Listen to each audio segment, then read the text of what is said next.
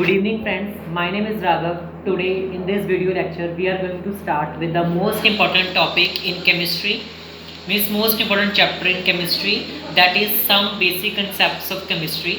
This is the 11th class chapter. Starting chapter is this, that is some basic concepts of chemistry. So first of all, before starting this chapter, let me tell you the definition of matter and the classification of matter. ठीक है? Matter is something that occupies space and possesses mass. ठीक है? Matter वो चीज़ जो space occupy करे, ठीक है, और जिसका मास हो. ठीक है. अब classification of matter, there are two types of matter, that is physical classification है और उसकी केमिकल क्लासिफिकेशन है. ठीक है. फिजिकल क्लासिफिकेशन में हमारे पास आता है सॉलिड आता है, लिक्विड आता है, ठीक है, गैस आती है. ठीक है. और केमिकल क्लासिफिकेशन में हमारे पास आते हैं यहाँ पे प्योर एंड इम्प्योर सब्सटेंसेस. ठीक है. और in the physical classification other than solid, liquid and gases we have both instant, condensed and plasma. ठीक है. हमारे पास ये भी आते हैं. उसके बाद हम देख लेते हैं the difference between the solid, liquid and gases. ठीक है. Okay, so this is the difference between the solid, liquid and gases. Let me tell you the difference. First of all, intermolecular space. Solid intermolecular space is minimum. ठीक है. As you can see, space is very less, so the space is minimum, right? Liquids में moderate and in gases there are lots of maximum space because उनके जो particles हैं, उनके जो molecules है gas के, बहुत ज़्यादा दूर होते हैं. ठीक है ना. नेक्स्ट है हमारे पास फोर्स ऑफ अट्रैक्शन. सॉलिड्स में फोर्स ऑफ अट्रैक्शन मैक्सिमम होती है. ठीक है जी. लिक्विड में मॉडरेट होती है और गैसेस में मिनिमम होती है. अब वॉल्यूम फिक्स्ड होता है, ठीक है, सॉलिड का, और लिक्विड्स का भी फिक्स्ड होता है, बट गैसेस का वॉल्यूम फिक्स नहीं होता. ठीक है ना.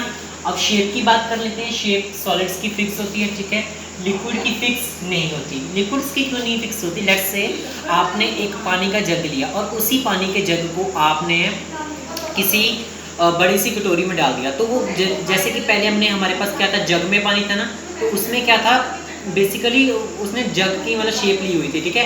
अब जब कटोरी में डाला तो उसने कटोरी की शेप ली. इट मीन्स लिक्विड्स की डेफिनेट शेप नहीं है. So in case of gases there are no definite shape. ठीक है. कंप्रेसिबिलिटी, सॉलिड्स के केस में कंप्रेसिबिलिटी इज वेरी मिनिमम. ठीक है. But in the case of liquids, the compressibility is moderate, and in gases, the compressibility is maximum, right? So this is the diagrams for all of these. ठीक है. Solids के case में if you see particles कितने close हैं. ठीक है. So this is example of solid. ठीक है. And liquids के केस में जो आपके particles हैं बहुत ज़्यादा दूर है, मतलब बहुत ज़्यादा दूर नहीं, मतलब in comparison to solids particles are not very close. But in case of gases, particles are very far from each other. If you see, ठीक है, particles are very far from each other. ठीक है. So quickly take a screenshot of this, then we will move further. What is atom? ठीक है. Atom is the smallest particle that can take a part in the chemical reaction but cannot exist independently. ठीक है.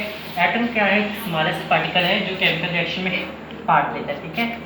और but जो क्या है, independently exist नहीं करता. इसकी एग्जांपल है ऑक्सीजन, नाइट्रोजन एंड कार्बन. ठीक है. Okay. Molecule, next is the molecule. ठीक है. मॉलिक्यूल क्या है? चल मॉलिक्यूल. ठीक है. A molecule is the smallest particle made up of two or more same or different elements that can take part in a chemical reaction and exist independently. ठीक है. Molecule क्या है? मॉलिक्यूल एक स्मॉलेस्ट पार्टिकल है. ठीक है. जो क्या करता है, दो या दो से ज़्यादा एलिमेंट्स या डिफरेंट एलिमेंट्स से बना हुआ होता है. ठीक है. जो केमिकल रिएक्शन में पार्ट लेता है और इंडिपेंडेंटली एग्जिस्ट करता ही है. ठीक है. इंडिपेंडेंटली एग्जिस्ट करता ही है. ठीक है. लेट्स से एग्जांपल आ गया Cl2O2P4